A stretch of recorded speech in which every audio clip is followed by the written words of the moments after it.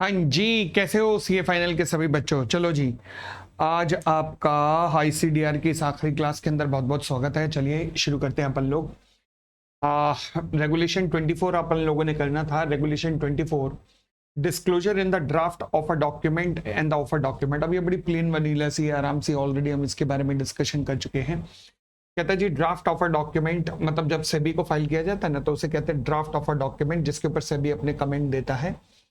तो draft of a document and offer document, सबसे पहली बात, draft of a document and offer document, इसके अंदर दोनों के अंदर फर्क क्या होता है?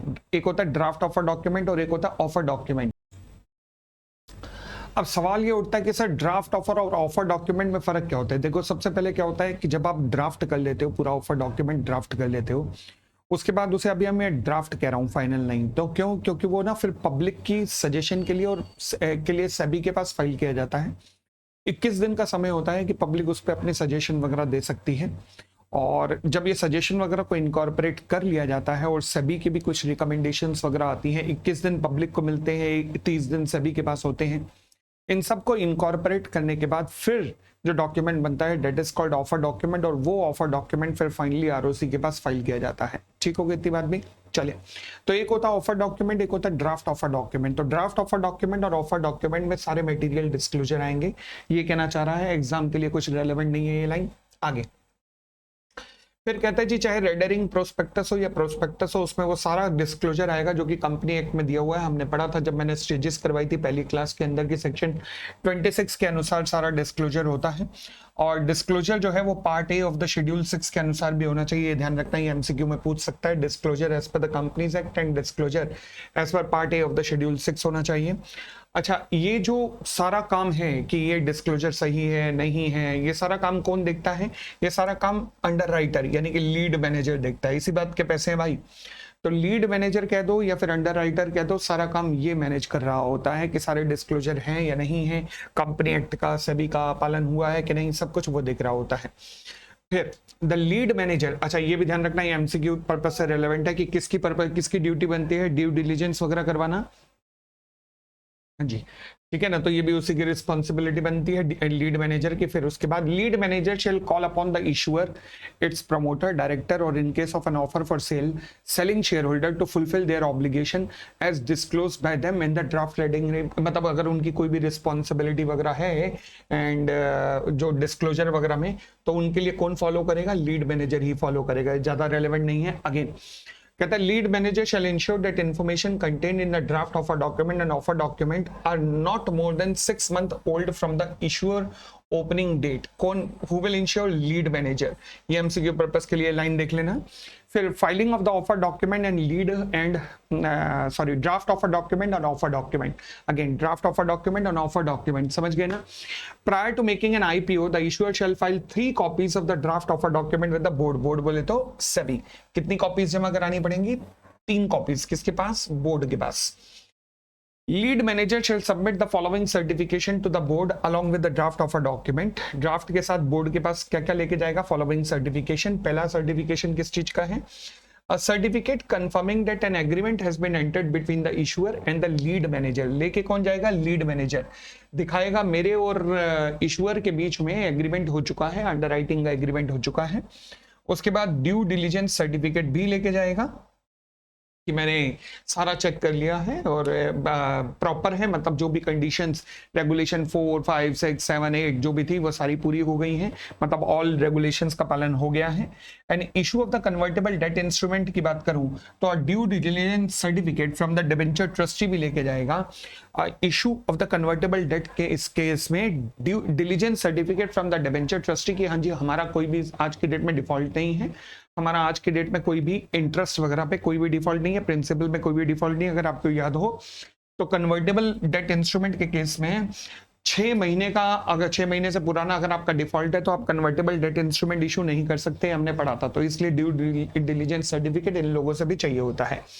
तो फिर सर्टिफिकेट देना पड़ेगा दोनों के बीच के एग्रीमेंट का, ड्यू डिलीजेंस सर्टिफिकेट स्टेटिंग की सारी रेगुलेशन का पालन किया, और अगर कन्वर्टेबल इशू हो रहा है तो due diligence certificate from the debenture trustee भी आएगा। ठीक है जी, आगे फिर कहता है issuer shell also open the draft of a document with the stock exchange where the specified securities are proposed to be listed and submit to the stock exchange the permanent account number, bank account number and passport number of its promoter. हाँ जी, issuer क्या करेगा, draft of a document stock exchange के पास भी जमा करेगा, पहले वो in principle approval लेने की कोशिश करेगा ताकि वो बता सके कि फाइनल डॉक्यूमेंट में कि हाँ जी, जब पब्लिक के पास फाइनल डॉक्यूमेंट इशू होगा कि हमें इन स्टॉक एक्सचेंज की इन प्रिंसिपल अप्रूवल आ गई है, आप हमें पैसा देना शुरू कर सकते हो। अब दो अप्रूवल आती है, एक इनसे अभी इन प्रिंसिपल अप्रूवल मांगी है, एक आएगी फाइनल अप्रूवल, लिस्टिंग अप्रूवल की, जिसके बाद लिस्टिंग हो जाएगी वहां पर, ठीक है। Where the specified security are propose to be listed and submit to the stock exchange, क्या क्या, permanent account number, bank account number and passport number of the promoters भी जमा कराएगा। बोर्ड में स्पेसिफाई द चेंजेस, कितने दिन है board के पास चेंजेस स्पेसिफाई करने के लिए, 30 दिन का वक्त है, एमसीक्यू पर्पज से रेलेवेंट है। If the board specify any changes or issue the observation, the issuer lead manager shall carry out said changes. Relevant नहीं है पेपर के लिए। आगे बढ़ते हैं। The draft of a document and offer document to be available to the public, कितने दिन के लिए पब्लिक के पास अवेलेबल रहेगा, 21 दिन के लिए, पेपर के लिए रेलेवेंट है। किस लिए, ताकि वो कोई भी चेंजेस करना चाहे, अपने कमेंट देना चाहे, made public for the comment if any for a period of 21 days from the date of filing. अच्छा, किसकी वेबसाइट पे अवेलेबल रहेगा, बोर्ड की वेबसाइट पे भी और स्टॉक एक्सचेंज की वेबसाइट पे भी अवेलेबल रहेगा, ताकि पब्लिक कोई भी कमेंट करना चाहे तो कर सकती है, ठीक है जी। फिर the issuer shall within 2 days of the filing the draft offer document with the board, इसकी जानकारी आम जनता को देगा कि देखो जी, हम ड्राफ्ट ऑफर डॉक्यूमेंट सबमिट कर चुके हैं, तब आपके पास ऑब्जेक्शन वगैरह सबमिट करने के लिए दिन है, you can submit your objections. Make a public announcement, कहां पे होगी पब्लिक अनाउंसमेंट, एक इंग्लिश न्यूज़पेपर में होगी, फिर एक हिंदी न्यूज़पेपर में होगी, फिर एक रीजनल लैंग्वेज के न्यूज़पेपर में होगी, ठीक है जी। चलिए, उसके बाद disclosing the fact of the filing with the draft offer document with the board and inviting the public to provide their comment. तो कितने दिन में ये इशूअर ये काम करेगा, within 2 days of filing the draft offer document with the board, publication invite किया जाएगा, ठीक है जी। और आगे बढ़ते हैं, फिर कहता है lead manager shall file with the board detail of the comment received by them और issuer from the public on the draft offer document, और चेंजेस वगैरह जो उन्होंने किए हैं पेपर के लिए रेलेवेंट नहीं है। अब आते हैं हम प्राइसिंग के ऊपर। वैसे तो प्राइसिंग के ऊपर हम अभी तक इतना जानते हैं कि प्राइसिंग 2 तरीके की होती है, एक होती है फिक्स प्राइसिंग, होती है प्राइस बैंड वाली प्राइसिंग। प्राइस बैंड मतलब एक मिनिमम प्राइस होता है, एक मैक्सिमम प्राइस होता है, दोनों के बीच का मैक्सिमम गैप 120% और मिनिमम गैप जो है 105% तक हो सकता है। चलिए आगे बढ़ना शुरू करते हैं। कहता है जी, इशूअर में determine the price of the equity share and in case of a convertible securities the coupon rate मतलब interest rate and the conversion price, किससे पूछ के, in consultation with the lead manager through the book building process as the case may be। किसकी consultation में, lead manager की consultation में। ये MCQ purpose से ये वाला रेलेवेंट है, बस ध्यान रखना। Price and the price band, हाँ जी।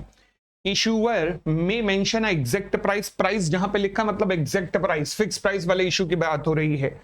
प्राइस भी मेंशन कर सकता है और प्राइस बैंड भी मेंशन कर सकता है, और price band in the offer document fix price issue के केस में, या फिर प्राइस बैंड मेंशन कर सकता है रेड हेरिंग प्रोस्पेक्टस के केस में। And determine the price at the later date before filing the prospectus with the ROC.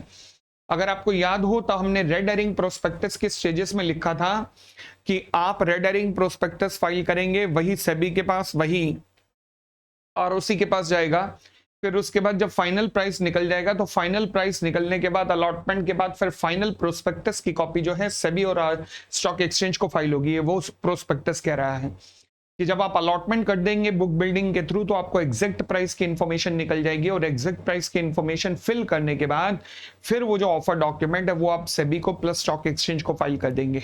इस बात की चर्चा हो रही है।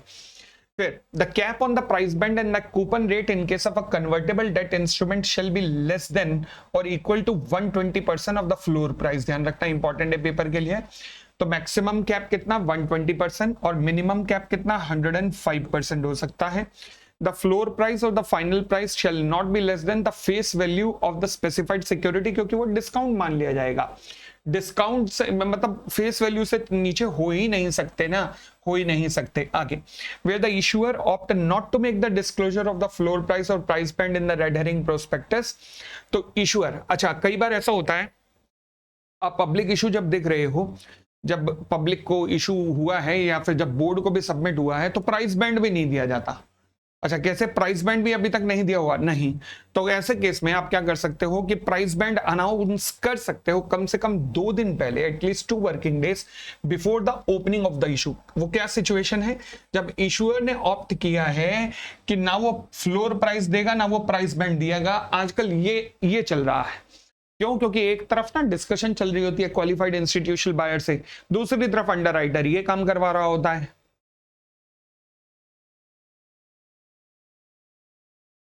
तो क्या होता है कि जब ओपनिंग ऑफ द लिस्ट होने वाला होता है ना, ओपनिंग ऑफ सब्सक्रिप्शन लिस्ट, उससे कम से कम 2 वर्किंग डेज पहले, at least 2 working days before the opening of the issue, जहां पर प्री इशू एडवर्टाइजमेंट लॉन्च की गई थी ना, English Hindi plus vernacular, English plus Hindi plus vernacular, बस वहीं पर ये एडवर्टाइजमेंट भी लॉन्च कर दी जाती है। ठीक हो गई थी बात, आगे बढ़ सकते हैं। चले, फिर कहता है announcement refer to in sub regulation 4 shall contain relevant financial ratio. अच्छा देखो जी, फाइनेंशियल रेशो जो है अपर प्राइस पे और लोअर प्राइस पे दोनों जगह पे कंसीडर्ड की जाएंगी। अच्छा, फाइनेंशियल रेशो कौन सी? फॉर एग्जांपल प्राइस टू वो कौन सी है? पी रेशो, फिर price to book value ratio. ये रेशोस अपर प्राइस पे भी बताई जाती हैं, इतनी होंगी, लोअर प्राइस पे भी बताई जाती हैं कि ये रेशो इतनी इतनी होंगी। फिर also a statement drawing attention of the investor to the section title basis of the issue of the offer document। इस लाइन की जरूरत मुझे नहीं है, तो पढ़ के देखिएगा क्या लिखा है। सबसे रेलेवेंट यही है जिसका मुंह काला कर रखा है और अंडरलाइन कर रखा है कि प्राइस बैंड जो है कम से कम 2 वर्किंग डेज पहले before the opening of the subscription list बता दिया जाएगा उन न्यूज़पेपर में जहां पर प्री इशू की एडवर्टाइजमेंट लॉन्च की गई थी। ठीक है, चले आगे।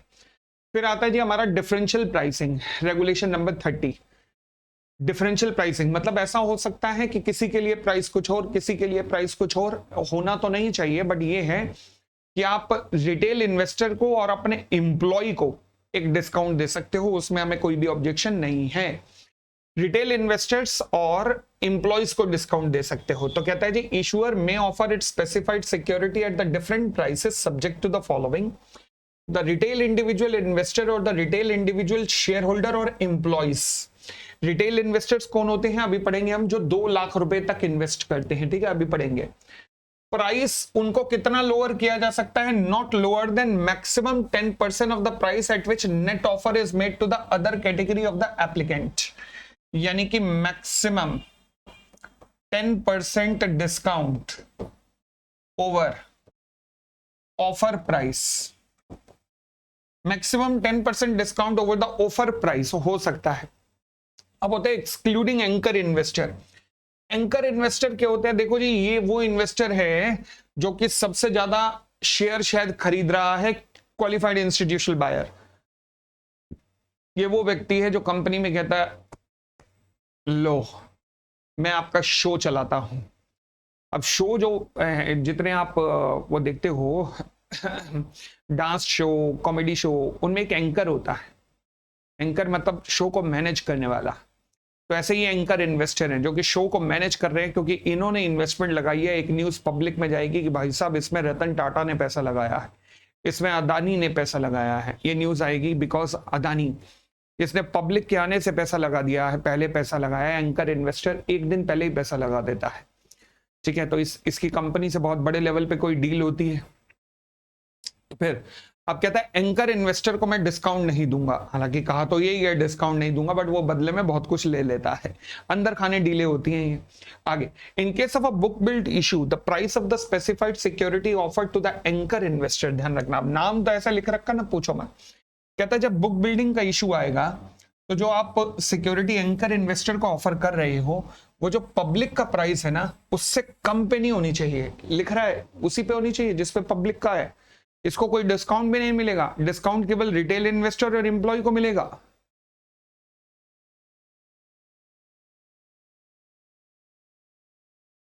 ठीक है, चलिए उसके बाद issuance condition and the procedure.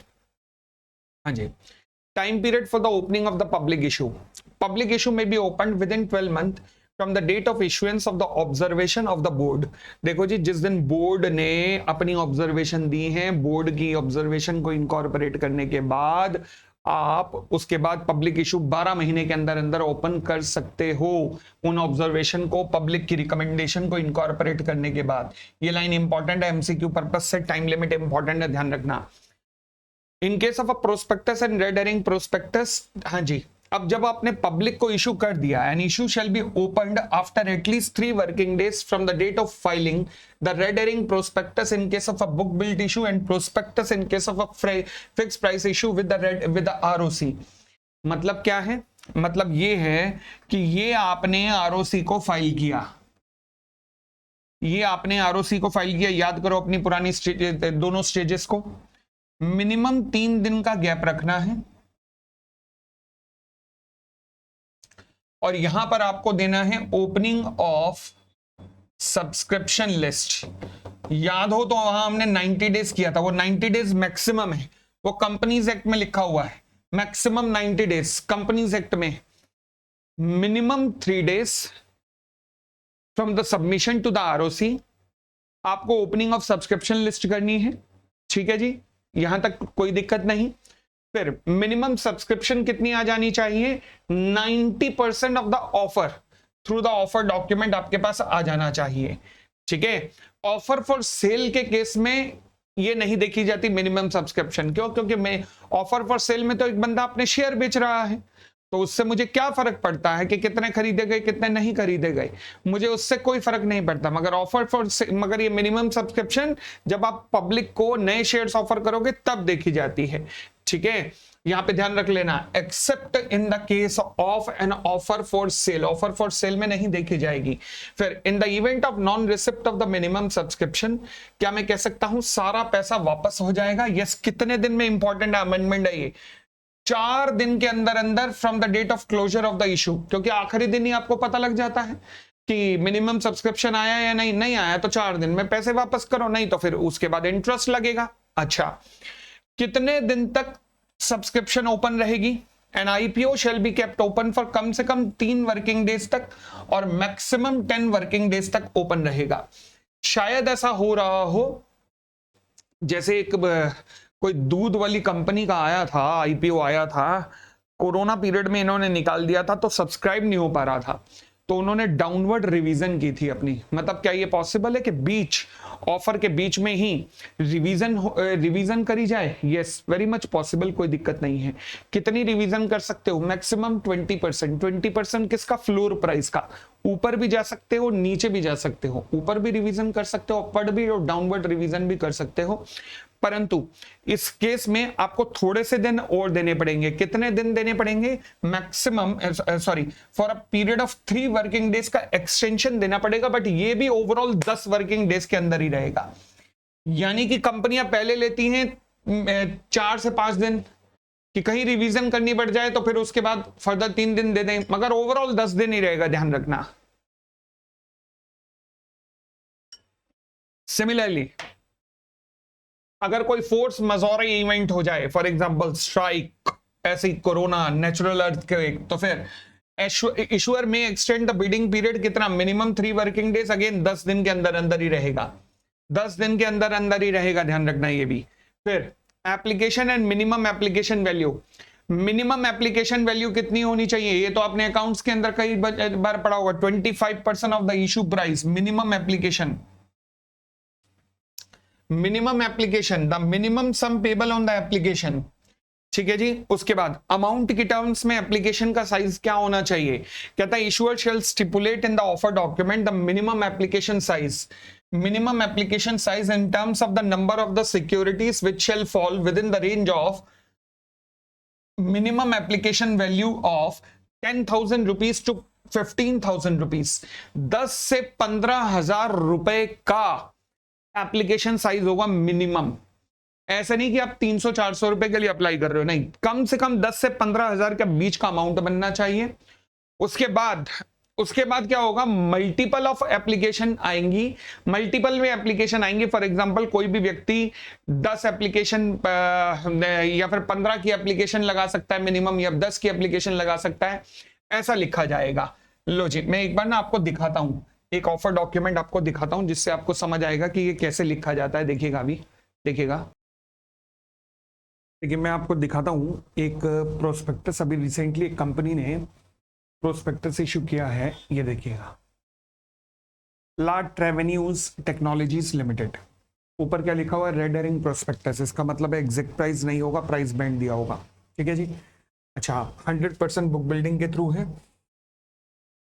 Okay यानी कि 100% बुक बिल्डिंग हो रही है, अंडरराइटर भी इन्वॉल्व होना चाहिए। पढ़ना शुरू करते हैं, क्या क्या लिखा है। आईपीओ आ रहा है इतने शेयर का, शेयर की वैल्यू, शेयर कितने होंगे पता नहीं, ऑफ द फेस वैल्यू पता है 1 रुपये होगी, of the lead revenues technology limited for the cash at a price of dash, price नहीं बता रखा। कितने दिन पहले बताना पड़ेगा, कम से कम 2 वर्किंग डेज पहले, before the opening of the subscription list, ठीक है जी। आगे फिर उसके बाद ये जनरल रिस्क वगैरह दे रखे हैं सब, ये देखिएगा, ये लीड मैनेजर है, Axis capital DAM JM financial linking time, ठीक है जी।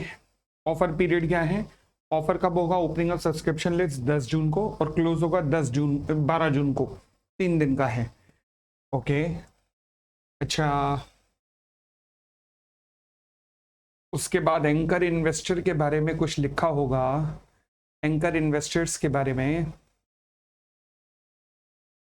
एक और चीज लिखी हुई है यहाँ पर कि इस कंपनी में कोई भी, हाँ देखिएगा, our company does not have an identifiable promoters, मतलब कोई भी ऐसा प्रमोटर नहीं है जिसके पास 1% हो, सबके पास 1% से नीचे है, यानी कि प्रोफेशनली मैनेज कंपनी थी ये। अच्छा, और आगे देखिएगा, और आगे देखिएगा,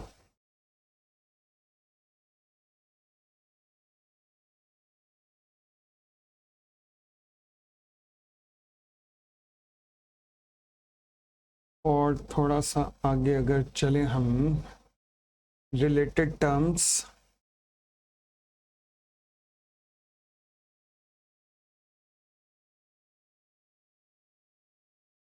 पेज नंबर आ गए हैं, तो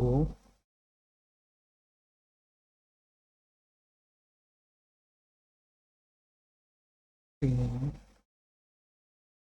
4 5, लो जी, हाँ जी। अब ये एंकर इन्वेस्टर पे इन डेट बता रखा है, अगर कोई भी एंकर इन्वेस्टर होगा, with respect to anchor investor it shall be anchor investor bidding date and the event of the anchor investor allocation price is lower than the offer price not later than, खैर ये मेरे लिए relevant नहीं है। Anchor investor portion, हाँ अब ये portion हमें पढ़ने वाले हैं, 60% ऑफ द QIB कैटेगरी जो होगा एंकर इन्वेस्टर के लिए अभी हम पढ़ने वाले हैं।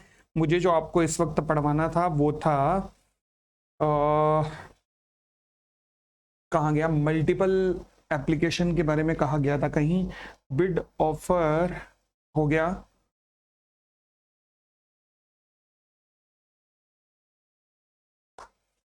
ये बिड लॉट, हाँ जी पढ़िएगा, bid lot dash equity share, मतलब इतने शेयर आपको अप्लाई करने पड़ेंगे in the multiple of dash equity share their after, इतने मिनिमम शेयर और इन द मल्टीपल ऑफ फिर इतने इतने शेयर्स, ठीक है जी।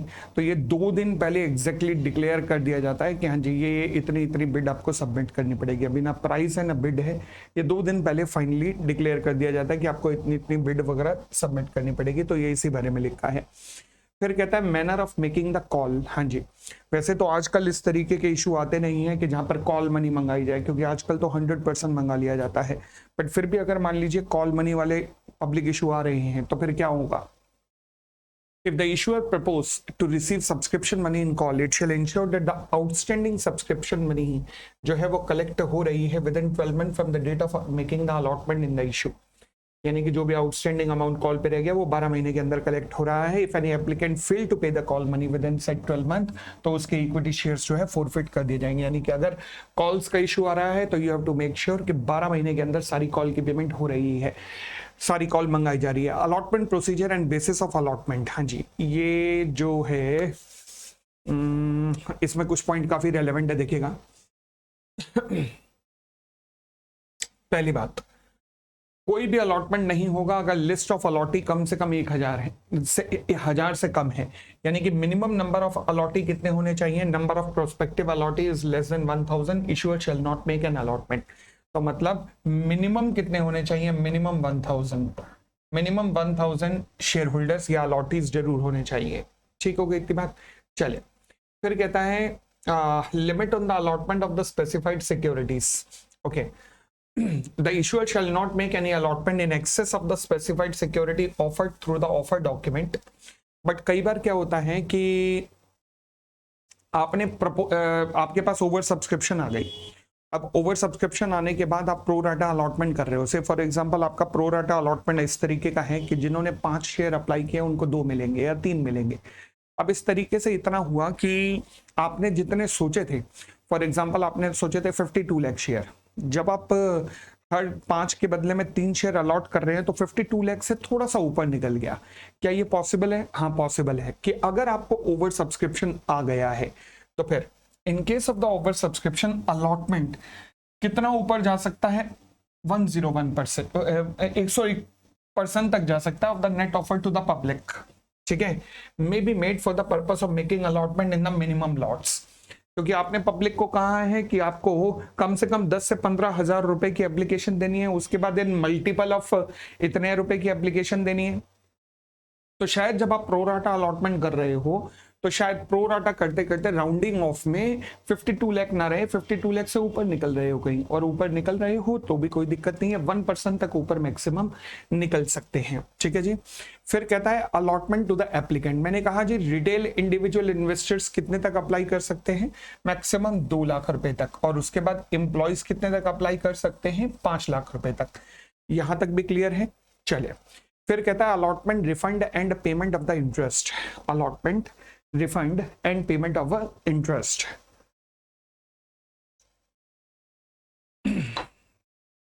हाँ जी, issuer and the lead manager shall ensure that the specified security are allotted and application money are refunded। Money मतलब या तो 2 ही ऑप्शन होंगे, अगर आपको मिनिमम सब्सक्रिप्शन आ गया तो अलॉटमेंट होगा, नहीं तो उठा के पैसा रिफंड होगा। But who shell manage? Issuer and the lead manager. PayPal के लिए रेलेवेंट नहीं है। अगर मान लीजिए आपने स्पेसिफाइड सिक्योरिटी को अलॉट नहीं किया है तो अमाउंट को रिफंड कर दीजिए, रिफंड कर दीजिए। ठीक है ना, कितने पीरियड में? With in the period stipulated. And the issuer अगर मान लीजिए उतने पीरियड में रिफंड नहीं कर पाया है तो फिर उसको इंटरेस्ट पे करना पड़ेगा eight the rate of 18% per annum to the investors. तो इंटरेस्ट कितना बनता है? रिफंड अगर नहीं कर पाए ड्यू डेट के अंदर तो फिर कितना इंटरेस्ट बनता है? Eight the rate of 15% per annum का इंटरेस्ट बनता है। I hope it is clear, कोई दिक्कत नहीं। आगे फिर आता है पोस्ट इशू एडवर्टाइजमेंट। हाँ जी, आपको धन्यवाद रिलीज करना है कि भैया हमारे पास जितना आपने पैसा हमने मंगाया था सारा आ गया है, अब हमारा एग्जैक्ट प्राइस ये है, हमारी नंबर ऑफ सिक्योरिटीज ये इशू किए हैं हमने, और ये उन्हीं न्यूज़पेपर के अंदर आपको फिर दोबारा देना पड़ेगा जहां पर पहले दिया था। तो पोस्ट इशू एडवर्टाइजमेंट कितने दिन में आ जानी चाहिए? 10 दिन के अंदर रिलीज हो जानी चाहिए from the completion of the various activities in English में भी, हिंदी में भी, रीजनल लैंग्वेज में भी। क्या क्या आना चाहिए? लीड मैनेजर, तुम्हें इंश्योर करना पड़ेगा सब्सक्रिप्शन, बेसिस ऑफ अलॉटमेंट, कितने एप्लीकेशन आई थी, कितने अलॉटीज हुए, कितने रिफंड हुए, and the date of filing of the listing application. मतलब लिस्टिंग एप्लीकेशन आपने किस दिन फाइलिंग की है स्टॉक एक्सचेंज में, ताकि पब्लिक जो है उन शेयर्स में डील करनी शुरू कर चुकी होगी। खैर अब तक तो कर ही चुकी होगी। क्लोजिंग ऑफ सब्सक्रिप्शन लिस्ट के बाद 6ठे दिन जो है वो लिस्टिंग शुरू हो जाती है। चले, 10 दिन के अंदर अंदर सारी एक्टिविटीज कंप्लीट होने के बाद आपको ये दोबारा से एक न्यूज़पेपर की एडवर्टाइजमेंट लॉन्च करनी है उन्हीं के उन्हीं न्यूज़पेपर्स के अंदर। फिर आगे बढ़ते हैं, आगे बढ़ते हैं। हाँ जी, ये सारी की सारी डिटेल वेबसाइट के ऊपर भी प्लेस की जाएगी। किसके ऊपर? वेबसाइट के ऊपर। आगे बढ़ते हैं, रिलीज ऑफ सब्सक्रिप्शन मनी। अब देखो जी ऐसा है, लीड मैनेजर का रोल क्या होगा? सारा पैसा जो भी पब्लिक इशू के थ्रू आया है एक स्पेसिफाइड बैंक अकाउंट के अंदर आ रहा होगा। लीड मैनेजर क्या करेगा? बैंकर को कंफर्म करेगा कि भैया मैं सही में अपने सर्टिफिकेट बना के देगा कि जितनी भी कंडीशंस हैं सभी की, उन सबका कंप्लायंस हो चुका है, सभी का कंप्लायंस हो चुका और अब तू पैसा रिलीज कर दे, तो फिर जाकर इशूअर को पैसा रिलीज होगा। या फिर रिफंड के केस में अब वो पैसा बैंक से जाकर मतलब जो जो भी एप्लीकेंट थे उन सबको वापस चला जाएगा, अगर मिनिमम सब्सक्रिप्शन नहीं आया तो। पेपर के लिए रेलेवेंट बस इतना सा है, shall confirm to the banker, मतलब ये ध्यान रख लेना बस, वो भी समरी क्लास के अंदर दोहरा दूंगा मैं कि बैंकर को इन्फॉर्म करेगा कि या तो रिलीज कर दो या रिफंड कर दो। उसके बाद अगर मान लीजिए इशूअर को लिस्टिंग की अप्रूवल नहीं मिलती, ओ माय गॉड, अगर लिस्टिंग की अप्रूवल नहीं मिलती तो फिर तुम्हें क्या करना पड़ेगा, सारा का सारा पैसा रिफंड करना पड़ेगा 4 दिन के अंदर from the receipt of the intimation from the stock exchange की हाँ जी आपकी एप्लीकेशन को रिजेक्ट कर दिया गया है। अगर स्टॉक एक्सचेंज को लगा कि इन्होंने कोई भी नॉन कंप्लायंस किया है, गलत तरीके से किसी भी तरीके से पैसा उठाया है, गलत इंफॉर्मेशन प्रोस्पेक्टस के अंदर सबमिट की है, तो स्टॉक एक्सचेंज ऐसा कर सकती है। ठीक है जी। अगली बात अगर ये पैसा आपने रिफंड नहीं किया 4 दिन के अंदर, तो फिर 15% इंटरेस्ट के साथ में आपको पैसा वापस करना पड़ेगा। 4 दिन कहां से, स्टॉक एक्सचेंज के रिजेक्शन से। 4 दिन में वापस कर दो, नहीं तो 15% इंटरेस्ट के साथ करना पड़ेगा। उसके बाद लॉ कहता है इशूअर शेल इंश्योर कि जितनी भी ट्रांजैक्शन है in the security by the promoter and promoter group between the date of the filing of the draft offer document or offer document and the date of the closure of the issue, कोई भी अगर transaction हुई है promoter या promoter group के बीच में, ध्यान रखना जिस दिन आपने ड्राफ्ट ऑफर डॉक्यूमेंट या फिर ऑफर डॉक्यूमेंट फाइल किया है and the date of the closing of the issue के बीच में प्रमोटर और प्रमोटर ग्रुप के बीच में कोई भी ट्रांजैक्शन हुई है, तो उसको 24 घंटे के अंदर अंदर उस ट्रांजैक्शन को आपको रिपोर्ट करना है। Who shall ensure, the issuer shall ensure this. ठीक हो गई इतनी बात भी।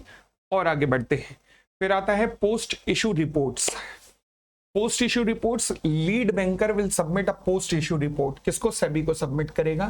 कितने दिन में, 7 दिन के अंदर अंदर from the date of finalization of the allotment, मतलब अलॉटमेंट के 7 दिन के अंदर या फिर रिफंड के 7 दिन के अंदर कि लो जी ये कंप्लायंस हुआ है, मतलब एक तरीके का कंप्लायंस रिपोर्ट है ये।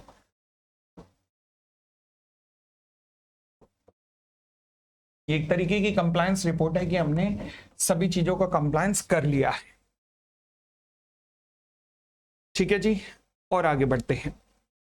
हाँ जी, restriction on the further capital issue, restriction on the further capital issue. जी ये क्या कहता है जी, ये पॉइंट कहता है कि देखो ऐसा है, आपने एक ड्राफ्ट ऑफर डॉक्यूमेंट फाइल किया, उसके बाद लिस्टिंग तक अगर आप कोई भी शेयर्स इशू करना चाहते हो, चाहे वो राइट की फॉर्म में हो, बोनस की फॉर्म में हो, चाहे वो प्रेफरेंशियल अलॉटमेंट की फॉर्म में हो, किसी भी फॉर्म में हो सिवाय एक को छोड़कर ईसॉप्स, तो उसकी डिटेल आपको ऑफर डॉक्यूमेंट के अंदर देनी पड़ेगी, अदरवाइज आप इशू नहीं कर सकते हैं।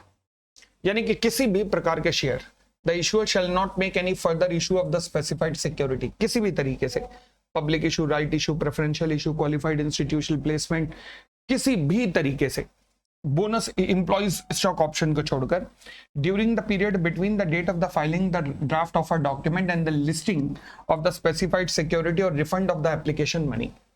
ठीक है जी, अनलेस, जब तक कि ऐसा ना कर लो, क्या ना कर लो, पूरा disclosure regarding the total number of the specified security और the amount proposed to be raised from such further issue are made in the draft offer document और ऑफर डॉक्यूमेंट। मतलब जब तक ऑफर डॉक्यूमेंट का पार्ट नहीं होगा, क्योंकि अभी आपका इशू ओपन है।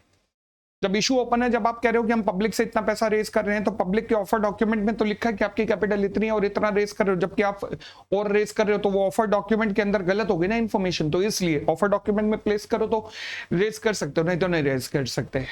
ठीक है जी, अब हमारे पास आता है ग्रीन शू ऑप्शन। ये एक अलग ही कथा है, अलग ही दुनिया में हमें ले जाने वाली है। चलो जी देखना शुरू करते हैं, ग्रीन शू ऑप्शन क्या कहता है। ग्रीन शू ऑप्शन शुरू करते हैं। तो चलिए जी, ग्रीन शू ऑप्शन होता क्या है, एक्चुअल में इसका नाम क्या है, ये हरे कलर के जूते ग्रीन शू, मतलब ये क्या एक्चुअल में क्या हुआ कि ये यूरोप या यूएसए की एक कंपनी हुआ करती थी, आई थिंक यूरोप की थी, जिसका नाम था ग्रीन शू लिमिटेड। तो ये सबसे पहले इस कंपनी ने ये सिस्टम शुरू किया था by the name of green shoe. ठीक है, इंडिया में भी कुछ एक पब्लिक इशू ऐसे आए over a period of time, Tata का भी एक इनमें से इंक्लूडेड है, टाटा मोटर्स का ही था शायद, जिन्होंने ग्रीन शू ऑप्शन को फॉलो किया। बहुत ज़्यादा चलता नहीं है, मैंडेटरी नहीं है, ऑप्शनल है और ज़्यादा हमारे यहाँ चलता नहीं है। अब इस ग्रीन शू ऑप्शन में होता क्या और ये क्यों अपनाया जाता है, सोच के देखो, कल्पना करो एक ऐसी सिचुएशन की, अगर मैं कहूँ, नोट करने की जरूरत नहीं है, केवल अपने सामने वैसे ही रखना है इसे। अगर मैं कहूँ कि सिचुएशन ये है कि इशू हो रहे हैं 1 लाख शेयर्स, बट एप्लीकेशन आ रही है 50 लाख शेयर्स की, ह्यूज ओवर सब्सक्रिप्शन आ रही है। अब होगा क्या, कंपनी कुछ एक को प्रोराटा करेगी, बाकियों को रिजेक्ट कर देगी, ठीक है। अब कंपनी ने रिजेक्शन किया, वो जो रिजेक्शन लेके बैठे हुए हैं वो शेयर लेना जरूर चाहते हैं। तो अब शेयर किस दिन लेंगे, जिस दिन लिस्टिंग होगी। तो लिस्टिंग वाले डे वो तैयार बैठे हैं कि जैसे ही लिस्टिंग होगी हम ये शेयर उठा लेंगे। इतनी बात क्लियर। अब क्या मैं कह सकता हूं, ऐसे तो वो लिस्टिंग वाले दिन शेयर का प्राइस बहुत ज्यादा बढ़ जाएगा। हाँ, तो अब पता लगा शेयर ओपन हुआ और खुला सीधा डबल पे, ट्रिपल पे, 4 गुना पे, पॉसिबिलिटी है बिल्कुल यस। फिर जब उसमें प्रॉफिट बुकिंग होगी तो फिर जो उन्होंने दुगने तिगुने दाम पे खरीदा वो सीधा नीचे गिरेंगे, तो इन्वेस्टर का कॉन्फिडेंस लूज होगा। इस कॉन्फिडेंस को मेंटेन रखने के लिए देयर इज अ सिस्टम कि एक प्राइस को मैकेनिज्म करने का, प्राइस को मैनेज करने का एक सिस्टम बनाया जाए। अब उस सिस्टम में क्या होता है कि अगर कंपनी एक्सपेक्ट कर रही है कि ओवर सब्सक्रिप्शन होने वाला है बहुत ज्यादा, तो इसका मतलब है आप प्राइस को मैनेज करना पड़ेगा। अब मैनेज कैसे किया जाएगा, कंपनी क्या करेगी, सबसे पहले ढूंढेगी वो प्रमोटर्स या फिर वो प्रीशू शेयर होल्डर्स जिनके पास 5% से ऊपर के शेयर्स हैं, और उनको कहा जाएगा कि भैया हमें कुछ शेयर उधार दे दो, लेंडिंग कर दो। 15% तक शेयर्स उठाए जाएंगे, यानी कि 1 लाख अगर शेयर इशू हो रहे हैं तो इसका मतलब 15,000 शेयर उठाकर ये दे दिए जाएंगे किसको, लीड मैनेजर, जिसे हम यहां पर कहते हैं स्टेबलाइजिंग एजेंट को। स्टेबलाइजिंग एजेंट का काम होगा प्राइस को स्टेबलाइज करना।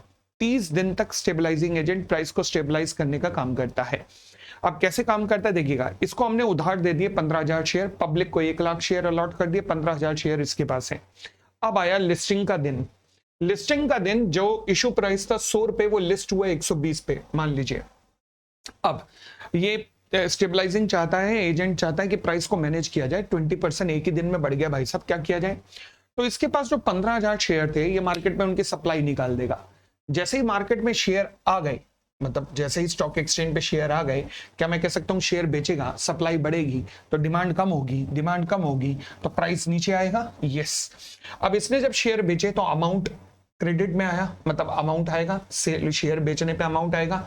वो सारा एक GSO bank account, green shoe option bank account नाम से एक सेपरेट अकाउंट खोला जाएगा, सारा अमाउंट यहाँ पे क्रेडिट हो जाएगा। अब प्राइस नीचे गिरना शुरू हुआ, गिरते गिरते गिरते गिरते मान लीजिए प्राइस लगभग इशू प्राइस के बराबर आ गया। ओहो, अब इस टाइम क्या करेगा, जो बैंक अकाउंट में पैसा पड़ा हुआ है उससे ये शेयर्स बाय करना शुरू कर देगा, कौन, स्टेबलाइजिंग एजेंट। अब जब ये बाय करना शुरू करेगा तो शेयर्स कहां आएंगे, जीएसओ डीमैट अकाउंट खुलेगा, वहां पर आ जाएंगे और धीरे धीरे प्राइस ऊपर जाने लग जाएगा। सिमिलरली इसी तरीके से जब जब प्राइस ऊपर जाएगा एक सर्टेन लेवल से, जो ये डिफाइन करेगा स्टेबलाइजिंग एजेंट, ये शेयर बेचना शुरू करेगा। फिर जब जब शेयर नीचे, प्राइस नीचे आएगा तब तब ये शेयर खरीदना शुरू करेगा। ये प्रोसेस 30 दिन तक चलती रहेगी। डिमांड सप्लाई का एक खेल अगर लगातार 30 दिन तक चलता रहेगा, जब तक कि फाइनल 30 दिन में प्राइस स्टेबलाइज ना हो जाए। अब 30 दिन का अंत हुआ, 30 दिन के बाद रिजल्ट हमारा क्या हो सकता है कि शायद डीमैट में ऐसा हो कि 7,000 शेयर बचे हों और जीएसओ बैंक अकाउंट में 8,000 शेयर्स को बेचकर उनका अमाउंट पड़ा हो, शायद मान लीजिए ऐसा हुआ। तो अब ये जो 7,000 शेयर्स हैं जिनसे आपने उधार लिए थे, पहली बात तो उन्हें वापस कर दो, यानी कि प्रमोटर्स वगैरह को कितने दिन में, 2 दिन के अंदर अंदर, 30 दिन खत्म होने के 2 दिन के अंदर अंदर। अब ये जो 8,000 शेयर का अमाउंट है, शायद इसमें एक प्रॉफिट एलिमेंट हो। वो जो प्रॉफिट एलिमेंट है ना, क्योंकि आपने 100 रुपए का इशू प्राइस था, आपने तो 120, 110, 112, 108 में बेचा होगा। तो अगर आपने प्रॉफिट एलिमेंट कोई भी कमाया है तो वो profit element investor protection fund के अंदर जमा हो जाएगा, और फिर जो इशू प्राइस के बराबर जो अमाउंट था, उठा के इशू प्राइस के बराबर अमाउंट आप कंपनी को दे दोगे।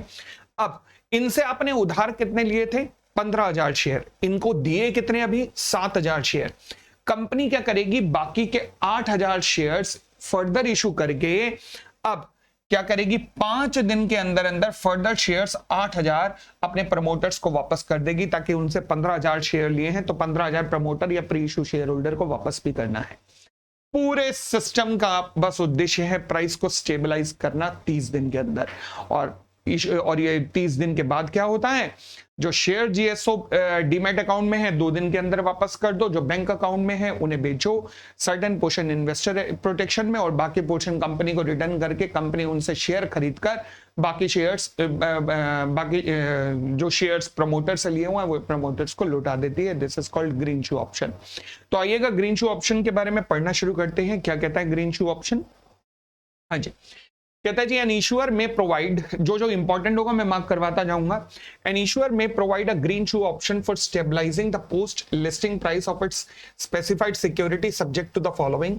The issuer has been authorize, सबसे पहले इस ग्रीन शू ऑप्शन को अपनाने से पहले एक रेजोल्यूशन पास होगा जनरल मीटिंग में, जहां पर इशूअर को ऑथराइज किया जाएगा, लो जी कि आप ऐसा कर सकते हैं।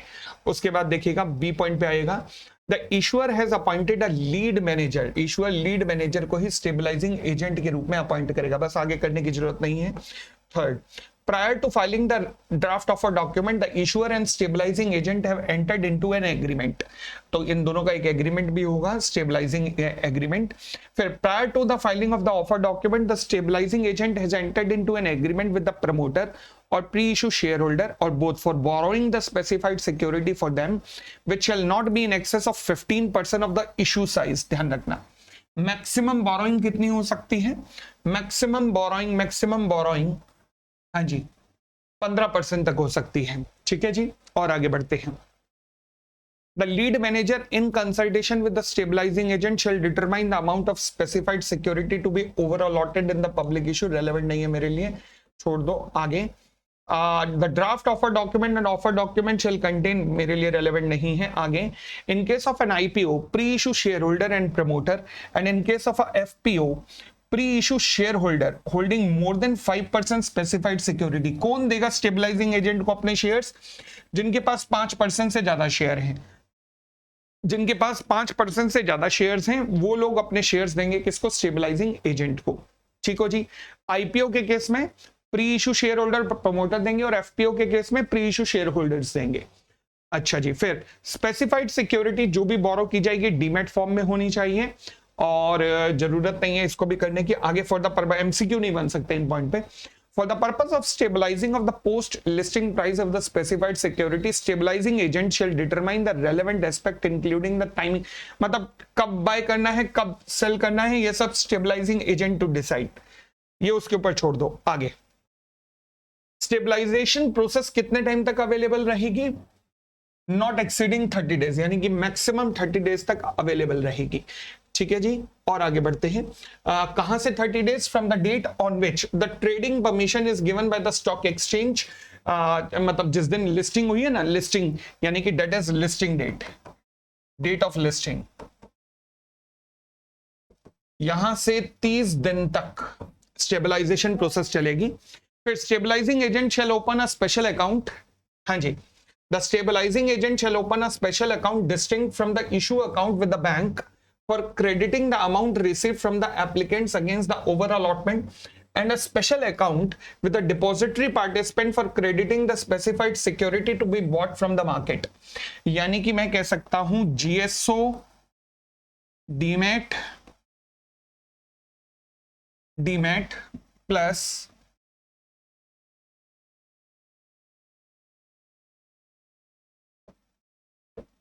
GSO बैंक अकाउंट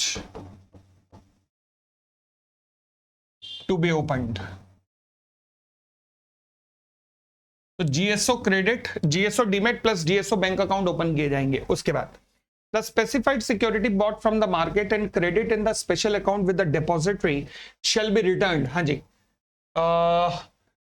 कहां गया specified security bought from the market, जो मार्केट से परचेज करोगे और डिपॉजिटरी अकाउंट में क्रेडिट होंगी, वो प्रमोटर या प्री इशू शेयर होल्डर को वापस कर दी जाएंगी। कितने दिन में? 2 दिन के अंदर अंदर, स्टेबलाइजिंग पीरियड खत्म होने के बाद। फिर on the expiry of the stabilizing period, if the stabilizing agent has not been able to buy the specified security, यानी कि GSO बैंक अकाउंट में पैसा पड़ा है, डीमेट अकाउंट में 15,000 सिक्योरिटी नहीं ले पाया वो, तो फिर अब क्या होगा? The issuer shall allot, issuer मतलब company shall allot the specified security issue price pay in the demat form to the extent of the shortfall. तो जो 7,000 का जो बैलेंस है हमारे एग्जांपल में, वो जो 7,000 का शॉर्टफॉल है वो इशूअर किसको इशू कर देगा? डिपॉजिटरी पार्टिसिपेंट को within 5 days of the closure of the stabilizing period. हाँ जी, वो उस अकाउंट के अंदर, वो जो जीएसओ क्रेडिट अकाउंट था ना, डीमेट अकाउंट, उस अमाउंट के अंदर इशूअर 7,000 सिक्योरिटी डाल देगा और वहां से वो प्रमोटर्स या प्री इशू शेयर होल्डर के पास चली जाएगी ताकि उनका 15,000 उन्हें वापस मिल जाए। ओके, फिर आगे, such specified security shall be return to the promoter और the pre issue share holder by the stabilising agent. ठीक है जी, ठीक है जी, बस यहां तक काफी है। आगे, the issuer shell make a listing application in respect of the further specified security. देखो जी, आपने लिस्टिंग की एप्लीकेशन दी थी 1,00,000 की, अब आपने कितनी इशू कर दी है? 1,15,000, क्योंकि अब मार्केट में 1,15,000 आ गए ना इस टाइम। तो जो एक्सेस है उसके लिए क्या करोगे आप? स्टॉक एक्सचेंज के ऊपर जाओगे और स्टॉक एक्सचेंज को एप्लीकेशन दोगे कि हमने जी 1,15,000 अलॉटमेंट की है, क्योंकि हम ग्रीन शू ऑप्शन लाए थे, तो कोई दिक्कत नहीं है। अच्छा, फिर स्टेबलाइजिंग एजेंट को अमाउंट वापस करना पड़ेगा, जो भी जीएसओ बैंक अकाउंट में पड़ा है वो अमाउंट वापस करना पड़ेगा। मतलब कितने दिन के अंदर जीएसओ बैंक अकाउंट में वापस हो जाएगा? The money left in the special bank account after the remittance of the money to the issuer and deduction of the expenses by the stabilising agent shall be transferred to the investor protection and education fund. देखो जी, जो issue price है वो issuer को वापस कर दो, minus expenses काटने के बाद जो स्टेबलाइजिंग एजेंट का एक्सपेंसेस है, उसके बाद जो बैलेंस प्रॉफिट बचा है उसे इन्वेस्टर प्रोटेक्शन फंड में ट्रांसफर कर देना। ठीक है, आगे, स्टेबलाइजिंग एजेंट अपनी रिपोर्ट कब सबमिट करेगा? स्टॉक एक्सचेंज को डेली बेसिस पे सबमिट करेगा। एमसीक्यू में रेलेवेंट है, ध्यान रखना। Stabilizing agent shall maintain a register for a period of at least 3 years from the date of end of stabilizing period। पूरा रजिस्टर एक मेंटेन करेगा कि हाँ जी इस दिन इतनी इतनी सिक्योरिटी खरीदी गई थी।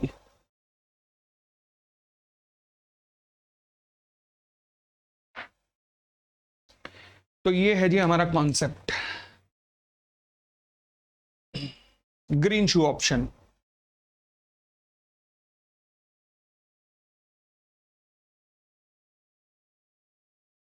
चले बढ़ सकते हैं आगे, आगे बढ़ते हैं, अगली रेगुलेशन पे आते हैं आप। तो जी अगली रेगुलेशन मेरी कहती है alteration of the rights of the holder of the specified securities. Regulation number 48 क्या कहता है? कहता है फॉर एग्जांपल आपने डिबेंचर इशू किए थे 10% डिबेंचर्स, आज उन पे आप इंटरेस्ट रेट चेंज करने जा रहे हो, या फिर आपने इक्विटी शेयर्स इशू किए थे, आज उन पे आप वोटिंग राइट चेंज करने जा रहे हो। अभी तक आप कह रहे थे एक पे एक वोट मिलेगा, आप कह रहे हो नहीं 2 शेयर पे 1 वोट मिलेगा। तो अगर आप मतलब जो भी सिक्योरिटी अगर आपने इशू किए हैं, अगर उन पे सिक्योरिटीज पे जो उनका राइट था, अगर वो राइट आप चेंज करने जा रहे हो, तो आपको पहले क्या करना पड़ेगा? कंसेंट लेनी पड़ेगी कम से कम 3/4 of the specified security of debt class. या तो 3/4 की कंसेंट ले लो, या फिर अगर शेयर होल्डर की बात करूं तो आपको स्पेशल रेजोल्यूशन पास करना पड़ेगा। यानी कि किसी भी सिक्योरिटी पे अगर इंटरेस्ट चेंज करने जा रहे हो, अगर इंटरेस्ट चेंज कर रहे हो तो 3/4 की कंसेंट, और अगर इक्विटी शेयर वगैरह की बात करूं तो स्पेशल रेजोल्यूशन या फिर 3/4 का कॉन्सेप्ट यहाँ पे भी लगेगा।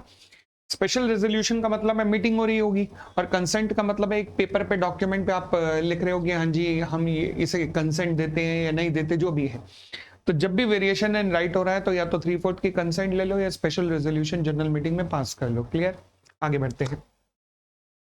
फिर कहता है exit opportunity for the descending share holder. इसकी चर्चा हम पहले भी कर चुके हैं कि मान लीजिए कंपनी पब्लिक इशू पे पैसा मंगाने के बाद आज ऑब्जेक्ट क्लॉज चेंज कर रही है। अगर कंपनी तुम ऑब्जेक्ट क्लॉज चेंज करना चाहते हो तो फिर तुम्हें डिसेंडिंग शेयर होल्डर को एग्जिट अपॉर्चुनिटी देनी पड़ती है। ये हम ऑलरेडी डिस्कस कर चुके हैं।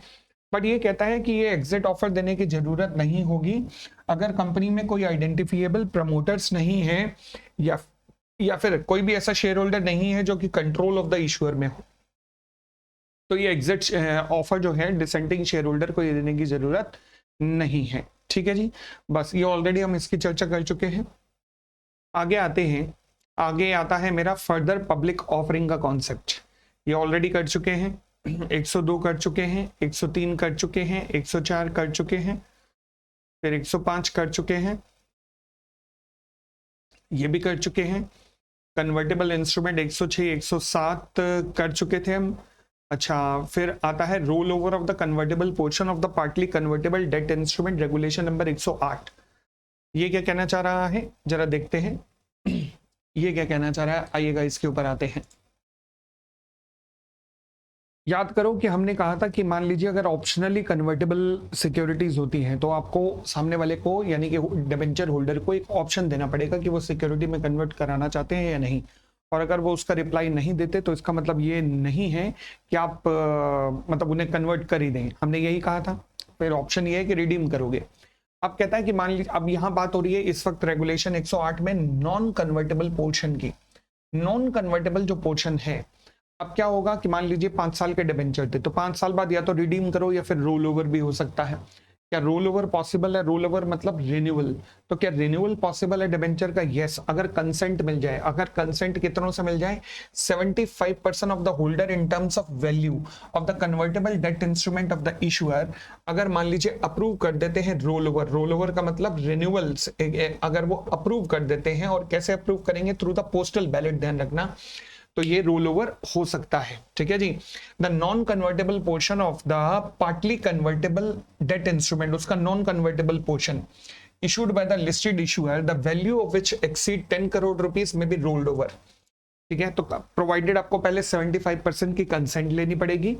उसके अलावा इशुअर को क्या करना पड़ेगा? एक नोटिस भेजना पड़ेगा for passing the resolution to all the holder, debenture holder, along with एक ऑडिटर सर्टिफिकेट भेजना पड़ेगा जिसमें कैश फ्लो बताना पड़ेगा कि हाँ जी हमारे पास एज सच कोई भी लिक्विडिटी क्रंच नहीं है, कोई भी लिक्विडिटी क्रंच नहीं है, मतलब हम आराम से अपना ये जो डिबेंचर है अगले 5 साल बाद हम रीपे कर सकते हैं और लिक्विडिटी क्रंच के कारण हम रिन्यूअल की बात नहीं कर रहे हैं।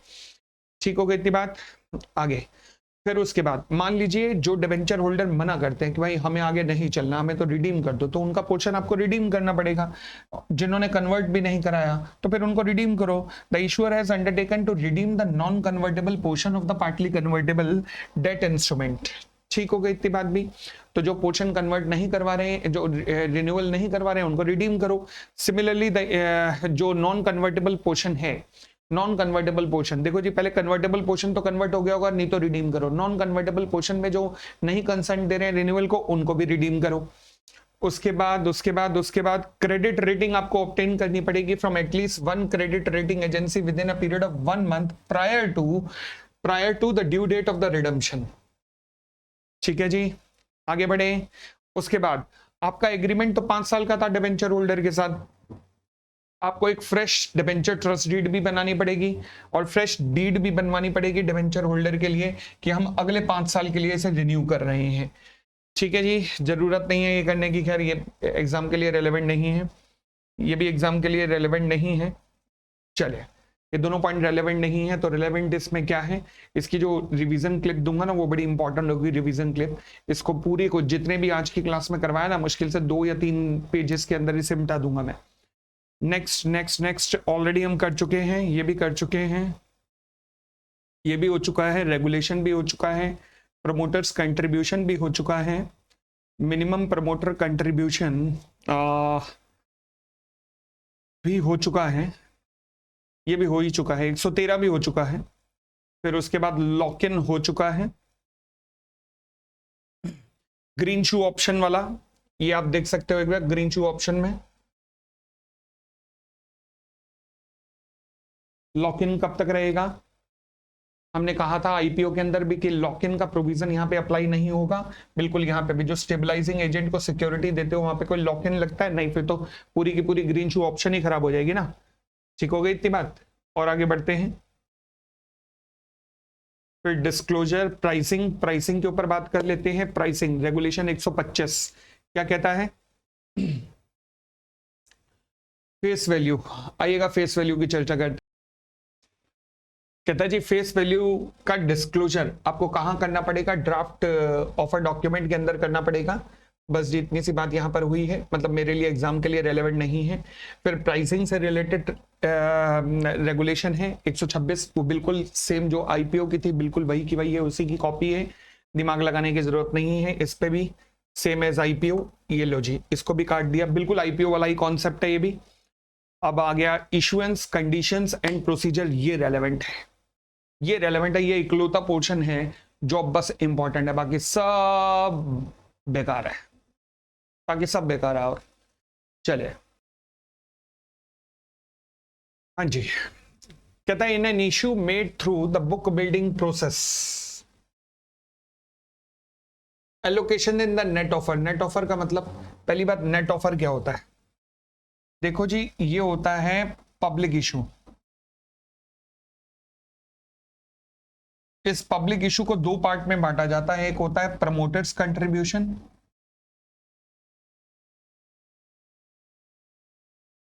फिर आता है net offer to the public.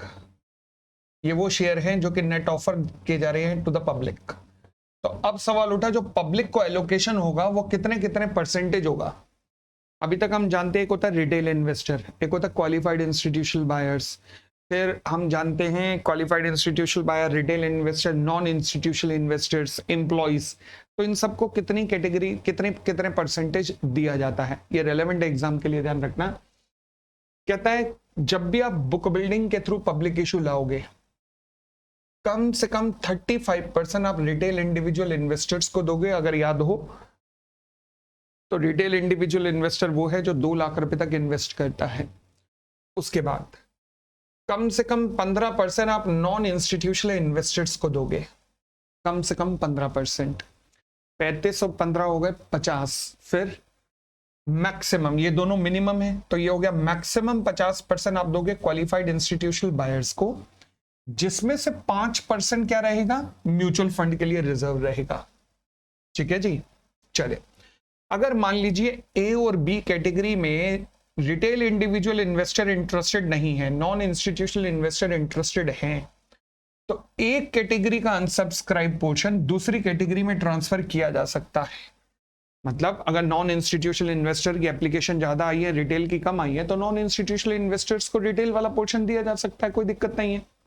Similarly mutual fund के लिए 5% तो रिजर्व है, ये तो है ही उनका।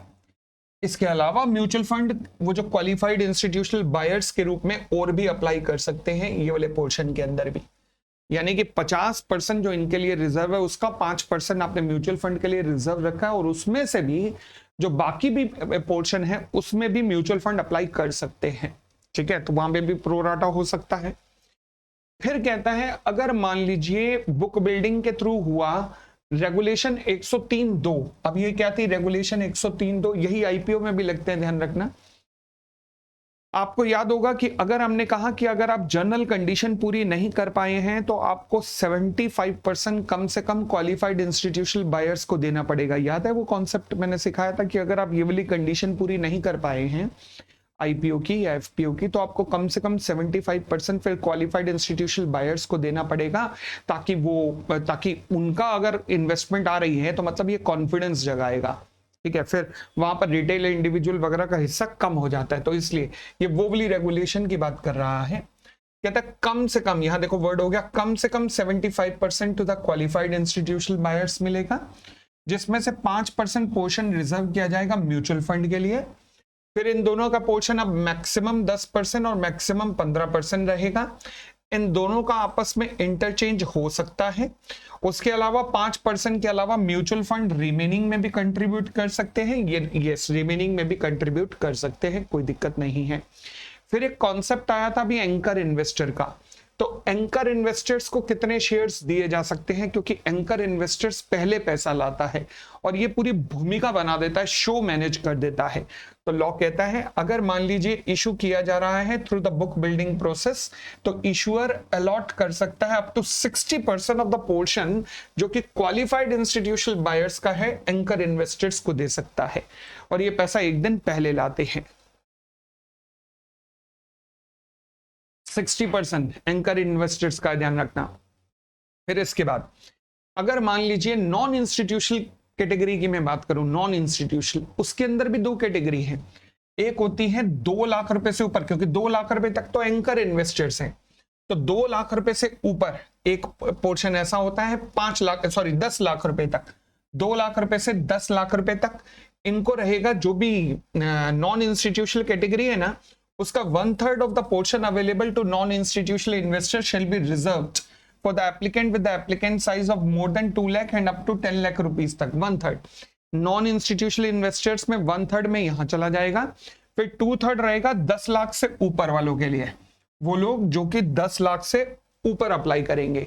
तो ये नॉन इंस्टीट्यूशनल कैटेगरी का ब्रेकअप है। रिटेल 2 लाख रुपए तक, नॉन इंस्टीट्यूशनल के 2 ब्रेकअप, 2 से 10, 10 से ऊपर। ठीक है। नॉन इंस्टीट्यूशनल में हमारे हाई नेटवर्थ इंडिविजुअल आते हैं, हाई नेटवर्थ इंडिविजुअल। आगे फिर कहता है, हाँ ये और बात है कि ए और बी कैटेगरी का आपस में इंटरचेंज कर सकते हो, मतलब अगर एक पोर्शन अप्लाई नहीं हो रहा तो दूसरा इंटरचेंज कर सकते हो। अब कहता है if the issue is made other than through the book building process, मतलब फिक्स प्राइस का इशू आ रहा है, अगर फिक्स प्राइस का इशू हो रहा है तो फिर कैसे डिस्ट्रीब्यूट करोगे? फिर कहता है जी minimum 50% retail individual investors and remaining बांट दिया जाएगा individual applicant other than the retail individual investors, मतलब जो 2 लाख रुपए से ऊपर लगा रहे हैं, and other investor including the corporate body institution irrespective of the number of specified security applied for. लो जी, तो यहां मिनिमम 50% RII है, बाकी रिमेनिंग उन सब में बांट दिया जाएगा। ठीक है। अगर किसी का भी अनसब्सक्राइब पोर्शन है तो वो भी आपस में इंटरचेंज किया जा सकता है। अगर रिटेल इंडिविजुअल इन्वेस्टर में नहीं आ रहा 50%, तो फिर ये जो हाई नेटवर्थ इंडिविजुअल या फिर बड़े बड़े इंस्टीट्यूशन है उनको दिया जा सकता है, कोई दिक्कत नहीं है। क्लियर हो गई इतनी बात? आगे बढ़ सकते हैं, चलिए जी।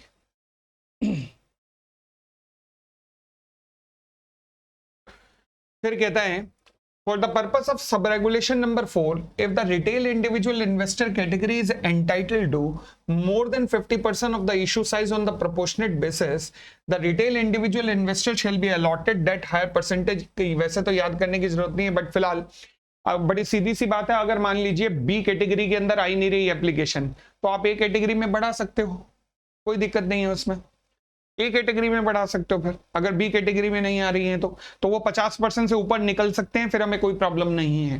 बस वो ये जस्टिफिकेशन देना चाह रहे हैं कि हम 50% से ऊपर निकल सकते हो। अगली मेरी रेगुलेशन कहती है जी reservation on the competitive basis. अब ये क्या बोला है, रिजर्वेशन ऑन कॉम्पिटेटिव बेसिस? नाम के ऊपर मत जाना, अपनी अकल लगाना। कहता है जी reservation on the competitive basis, मतलब ऐसा है कि जब आप पब्लिक इशू ला रहे होगे तो आप कुछ लोगों के लिए रिजर्व कर सकते हो कि ये शेयर इनके लिए रिजर्व, जैसा ये शेयर मेरे एम्प्लॉयज के लिए है, ये शेयर मेरी सब्सिडरी कंपनी के शेयर होल्डर्स के लिए हैं, या फिर मेरे हमारे जो प्रमोटर हैं, प्रमोटर कंपनी है जो हमारी, उसके शेयर होल्डर के लिए हैं। ऐसे रिजर्वेशन आप कर सकते हो, कोई दिक्कत नहीं है। तो इसे कहते हैं reservation on the competitive basis. तो किस किस के फेवर में रिजर्वेशन कर सकते हो? आप एम्प्लॉय के फेवर में कर सकते हो, दूसरी बात आप शेयर होल्डर के फेवर में कर सकते हो, मगर शेयर होल्डर कौन से? Other than the promoter and promoter group, ना प्रमोटर के ना प्रमोटर ग्रुप के, बट किसके? Share holder of listed subsidiary, जो आपके लिस्टेड सब्सिडरी हैं उनके फेवर में, या फिर लिस्टेड प्रमोटर कंपनी के शेयर होल्डर के फेवर में, जो आपके सब्सिडरी हैं जो लिस्टेड हैं उनके शेयर होल्डर के लिए, या फिर जो आपके प्रमोटर्स कंपनियां हैं जो लिस्टेड हैं उनके शेयर होल्डर के लिए रिजर्वेशन हो सकता है। मगर किसी भी हालत में कोई भी रिजर्वेशन आप पूरे पब्लिक इशू में नहीं रखोगे इन लोगों के लिए। Lead manager, registrar, syndicate members. Syndicate members क्या होते हैं? जो लीड मैनेजर के अंडर सब ब्रोकिंग का काम करते हैं। ठीक है। फिर इन लोगों के प्रमोटर्स, डायरेक्टर्स और एम्प्लॉय कंपनी के, और ग्रुप और associate companies of the lead manager, registrar and syndicate member and their promoter, director and employees, ये लोग जो कि पब्लिक इशू को सक्सेसफुल बनाने में मदद कर रहे हैं, क्योंकि इन्हीं लोगों ने अलॉटमेंट करना होता है ओवर सब्सक्रिप्शन में, इनके लिए कोई भी कैटेगरी रिजर्व नहीं होगी। ये लोग बड़ी ईमानदारी से काम करेंगे और पब्लिक इशू को सक्सेसफुल बनाएंगे, बट उसमें ये शेयर खुद नहीं लेंगे। ये रिजर्व कैटेगरी इनकी बिल्कुल बंद है, मतलब ये रिजर्व कैटेगरी में पार्टिसिपेट नहीं कर सकते। फिर कहता है जब मैं एफपीओ की बात करता हूं, तो फिर in a further public offer and क्या कहता है law, in a further public offer other than in the competitive, एक मिनट रुकना, कहां गया? कहता है जी in a further public offer other than in the composite issue. Further public offer हुआ है other than the composite issue. Composite issue क्या होता है, जिसमें याद होगा अगर आपको, जहां पे शेयर्स के साथ में राइट का अलग ऑफर दे देते हो तो इसे कंपोजिट इशू कहते हैं। तो कहते हैं फर्दर पब्लिक ऑफर है, कंपोजिट इशू को हटा दो। अच्छा, तो issuer may make reservation out of the issue size excluding the promoter's contribution for the existing retail individual shareholder of the company। तो फिर फर्दर पब्लिक ऑफर में आप राइट इशू अगर नहीं भी आया, मतलब कंपोजिट इशू नहीं भी है, कंपोजिट इशू अगर नहीं आया मतलब आईपीओ के साथ जहां राइट इशू को सब्सक्राइब करने का आपको मौका मिलता है, उसको छोड़ दो। बाकी फर्दर पब्लिक ऑफर में आप अपने एग्जिस्टिंग शेयर होल्डर के लिए एक कैटेगरी रख सकते हो, यानी कि इन एफपीओ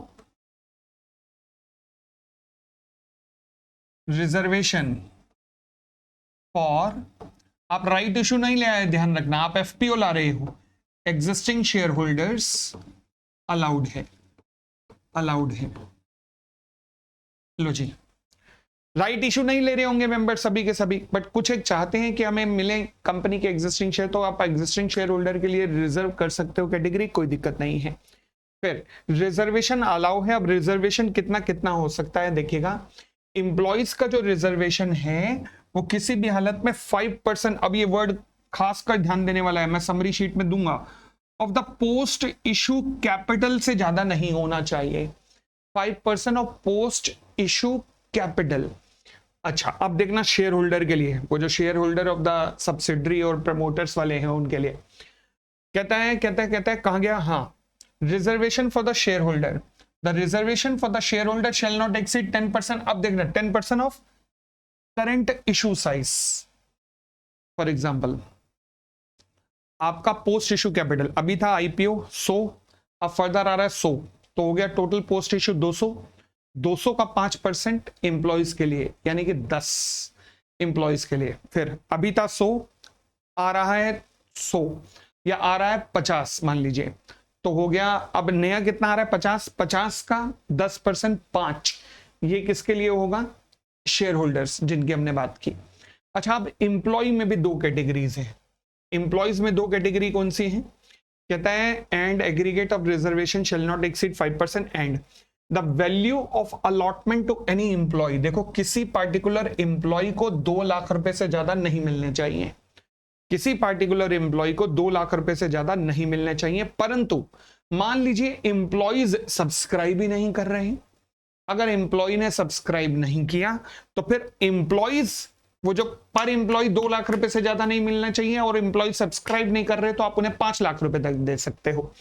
यानी कि in the event of under subscription in the employ reservation portion, the unsubscribe portion may be allotted on the proportionate basis for a value in excess of 2 lakh rupees subject to total allotment to the employ not exceeding 5 lakh rupees.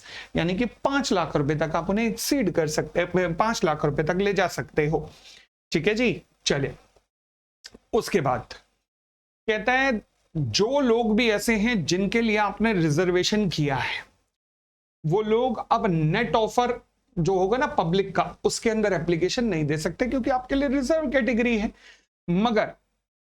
मगर hang on, except an employee and the retail individual shareholder of the listed issuer and the retail individual shareholder of the listed subsidiary of the listed promoter company, 2 लोग, employees को छोड़ दो और retail category छोड़ दो, बाकी जो non institutional हैं, जो क्वालिफाइड इंस्टीट्यूशनल बायर हैं, जो रिजर्व कैटेगरी में आए हैं, वो नहीं जा सकते। कहां पर, अब net offer to the public.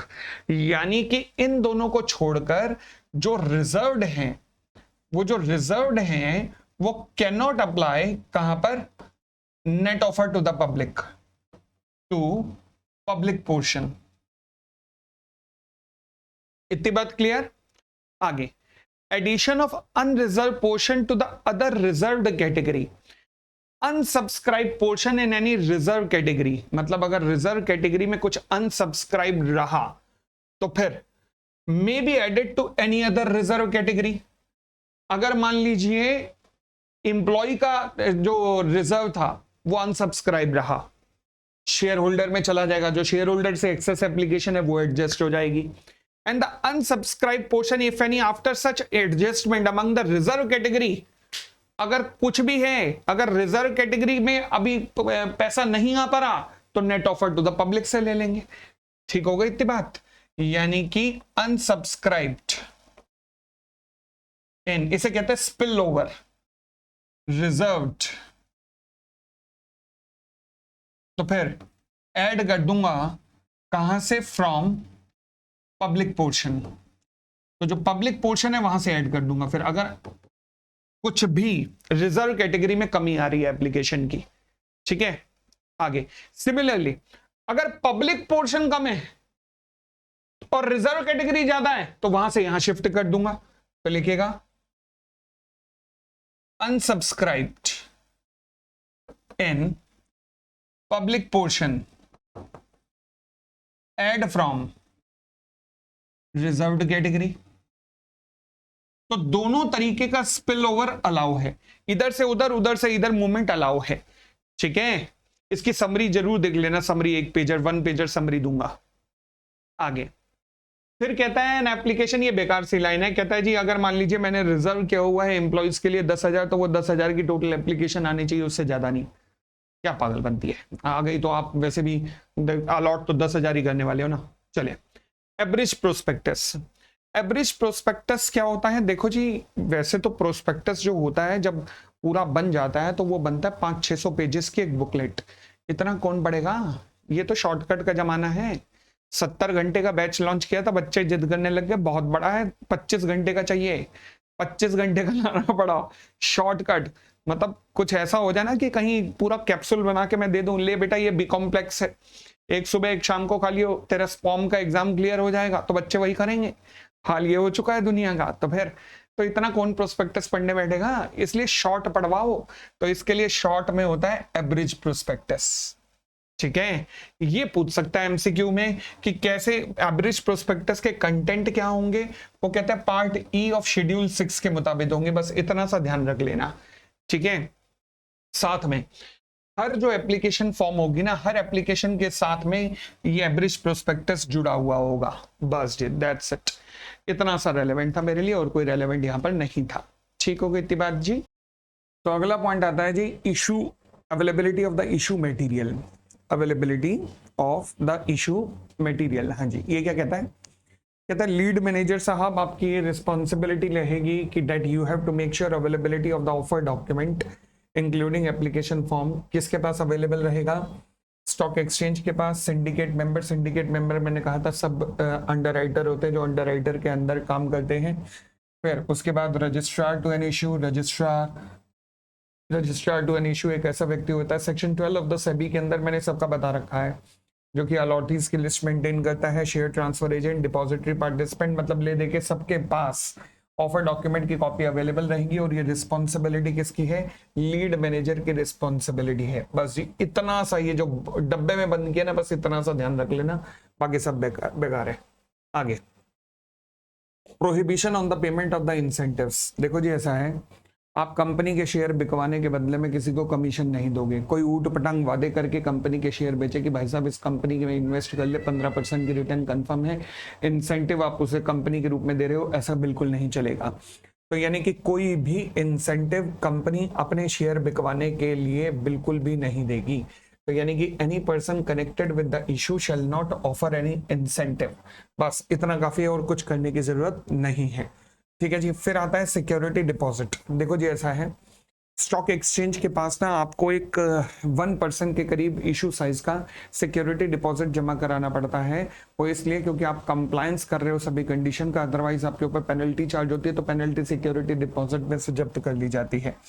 तो issuer shall before the opening of the subscription list deposit, हाँ जी कितना डिपॉजिट करेगा स्टॉक एक्सचेंज के पास, an amount calculated at the rate of 1% of the issue size. लो जी, ये अमाउंट रिफंडेबल होता है, यस, या फिर फोरफीचर हो जाता है अगर आपने सभी कंप्लायंस ना किया, स्टॉक एक्सचेंज की टर्म्स का पालन ना किया तो, ठीक है। आगे ये है जी अंडरराइटिंग। अच्छा पॉइंट है, ध्यान से सुनना। अंडरराइटिंग करवाना क्या हर इशू में जरूरी होता है? लॉ यही बता रहा है कि अंडरराइटिंग पूरा जरूरी नहीं होता, हर केस में जरूरी नहीं होता, कुछ केस में ऑप्शनल भी होता है। कैसे कैसे देखेगा, कहता है if the issuer making of FPO other than through the book building process desire to have the issue underwritten, इसका मतलब कंपल्सरी नहीं है, दस नॉट मैंडेटरी, नॉट मैंडेटरी, इसका मतलब ये मैंडेटरी नहीं है। It shall appoint the merchant banker or the stock brokers registered with the board to act as an underwriter। तो भाई साहब बड़ी सीधी सी बात है, अगर आप एफपीओ करने जा रहे हो और other than if the issuer making a further public offer other than through the book building, other than through the book building मतलब फिक्स प्राइस वाला इशू हो गया ना। फिर अगर आप अंडर राइटिंग करने जा रहे हो तो मर्चेंट बैंकर स्टॉक ब्रोकर्स जो रजिस्टर्ड है सेबी बोर्ड के साथ, उनमें से किसी को आपको अंडर राइटर अपॉइंट करना पड़ेगा। अच्छा, फिर if the issuer makes a public issue through the book building, अगर बुक बिल्डिंग के थ्रू हो रहा है, okay, the issue shall be underwritten, word आ गया शैल बी। तो बुक बिल्डिंग के अंदर क्या मैं कह सकता हूं 100% अंडर राइटिंग होगी? यस, बुक बिल्डिंग में 100% अंडर राइटिंग होगी, क्योंकि परसेंटेज तो लिखी नहीं, तो इसका मतलब शेल वर्ड लिखा है, तो सारा इशू जो है अंडर राइटिंग से होगा। आगे मैंने आपको वो दिखाया भी था ना अभी क्लास के अंदर, रेड हेरिंग प्रोस्पेक्टस के नीचे प्रोस्पेक्टस में क्या लिखा होता है, 100% बुक बिल्डिंग के थ्रू, ये पूरा इसका मतलब अंडर राइटिंग हुआ है। फिर उसके बाद provided that कम से कम 75% of the net offer proposed to be compulsory allotted to the qualified institutional buyer for the purpose of compliance of eligibility condition mentioned under regulation number 103। याद करो जब हमने कहा था कि आप वो जनरल कंडीशन में से किसी भी कंडीशन को पूरा नहीं कर पा रहे हो तो फिर आपको कम से कम 75% QIB को ऑफर करना पड़ेगा, याद है? तो कहता है वो जो 75% वाला पोर्शन है ना, जब आप उस रेगुलेशन के अंदर फॉल करते हो तो उसको अंडरराइट करने की जरूरत नहीं है, क्योंकि QIB से आप अपनी जान पहचान के थ्रू मिलते हो, तो कोई दिक्कत नहीं है, वहां पे अंडरराइटर का इन्वॉल्वमेंट शायद ना हो, तो इसलिए उसको अंडरराइट करने की जरूरत नहीं है, क्योंकि वो तो QIB ले रहे हैं ना भाई। उसके बाद हाँ जी, इससे पहले कि आप प्रोस्पेक्टस वगैरह फाइल करें, आपको अंडरराइटिंग कॉन्ट्रैक्ट कर लेना पड़ेगा लीड बैंकर के साथ या लीड मैनेजर के साथ और सिंडिकेट मेंबर्स के साथ। लीड मैनेजर के अंडर आते हैं सिंडिकेट मेंबर, सिंडिकेट मेंबर के आगे आते हैं, नीचे आते हैं सारे ब्रोकर्स, ये जो मार्केट में ब्रोकर्स होते हैं, ठीक है। अगर सिंडिकेट मेंबर अपना कंडीशन, अपना जो ऑब्लिगेशन है वो फुलफिल ना कर पाए तो उनका ऑब्लिगेशन कौन पूरा करता है? लीड मैनेजर, जो कि मेन अंडरराइटर होता है, वो पूरा करते हैं। तो लीड मैनेजर के नीचे सिंडिकेट, सिंडिकेट अब वादा ना, क्योंकि ये कौन है? ये सब ब्रोकर, ये सब अंडरराइटर है, अगर इन्होंने वादा ना निभाया तो मेन अंडरराइटर निभाएगा, ठीक है। आगे, lead manager and syndicate member shall not subscribe to the issue, ध्यान रखना ये दोनों सब्सक्राइब नहीं कर सकते हैं। फिर in case of every underwritten issue the lead manager shall undertake the minimum underwriting commission, underwriting obligation, मतलब मिनिमम अंडर राइटिंग ऑब्लिगेशन मतलब एक बात सुनो, मिनिमम सब्सक्रिप्शन पे अलॉटमेंट हो सकता है, तो अंडर राइटिंग कितनी होनी चाहिए? 100% की या 90% की? वही लिखा हुआ है यहाँ पर, ये वर्ड बेशक रहने दो मगर ये सुन लो, the issue is required to be underwritten the underwriting obligation should at least to be the extent of minimum subscription, यानी कि मिनिमम सब्सक्रिप्शन अंडर राइटिंग आपने जरूर करनी है।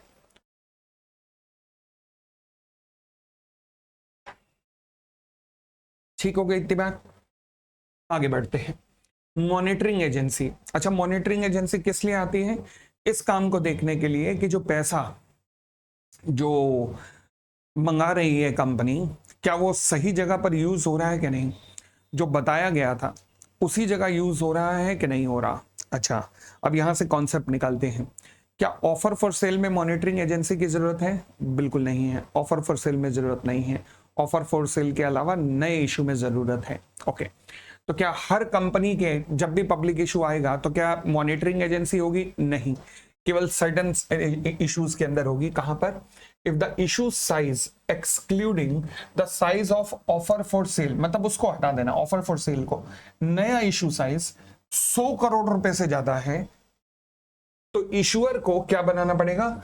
एक क्रेडिट रेटिंग एजेंसी को अपॉइंट करना पड़ेगा जो कि सेबी के पास रजिस्टर्ड है एज अ मॉनिटरिंग एजेंसी। तो ये क्रेडिट रेटिंग एजेंसीज का काम है, ठीक है।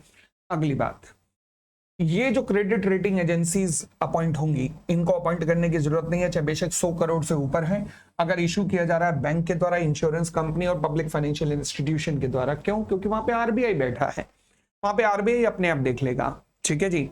मॉनिटरिंग एजेंसी क्या करेगी? क्वार्टरली बेसिस पे इशूअर को अपनी रिपोर्ट देगी टिल 100% पैसा जब तक यूज ना हो जाए, जब तक 100% पैसा यूज ना हो जाए। ठीक हो गई इतनी बात?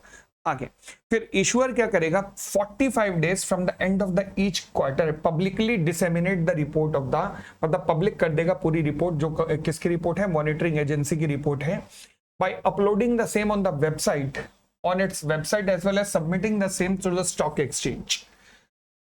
लो जी, तो ये मॉनिटरिंग एजेंसी वाला हो गया। आगे फिर हमारा इशू रिलेटेड एडवर्टाइजमेंट की बात हो रही है। ये ऑलरेडी हम कवर कर चुके हैं कि प्री इशू एडवर्टाइजमेंट भी 3 न्यूज़पेपर में होती है, पोस्ट इशू एडवर्टाइजमेंट भी 3 न्यूज़पेपर में होती है। ये ऑलरेडी हम कहीं ना कहीं कर चुके हैं पॉइंट्स, डिफरेंट पॉइंट्स में, तो इसको पूरी को करने की जरूरत नहीं है। फिर आता है opening of the issue. Opening of the issue, हाँ जी, ओपनिंग इशू की ओपनिंग कब तक हो सकती है? द पब्लिक इशू में भी ओपन, ये भी ऑलरेडी पॉइंट कर चुके हैं, 12 महीने के अंदर, जिस दिन आपको ऑब्जर्वेशन इशू की थी, किसने? सेबी ने।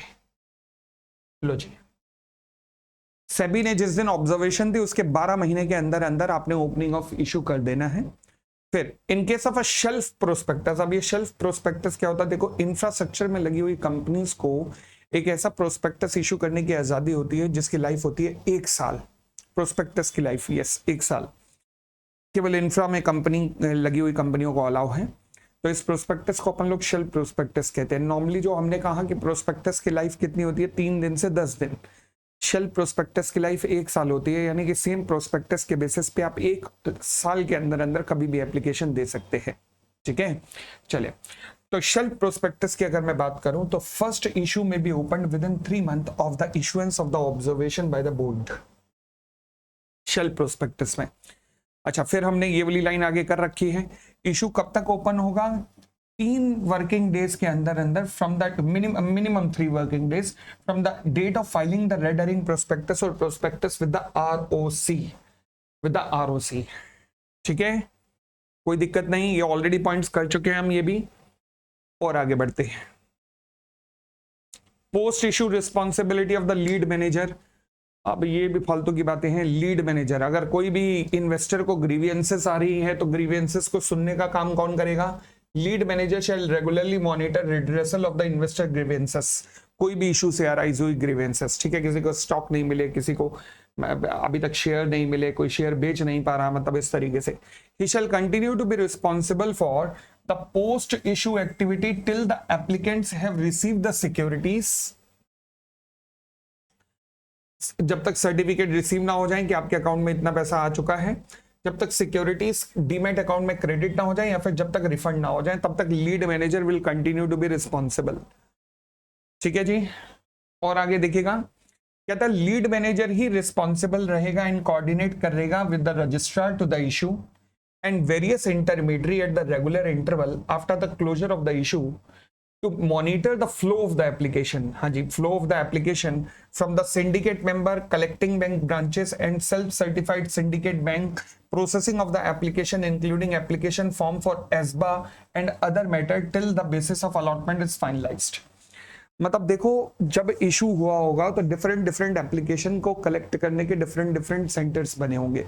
कुछ गली मोहल्ले में जो स्टॉक ब्रोकर्स बैठे हुए हैं वो सेंटर्स होंगे, they are called self certified centres या processing of the application centres.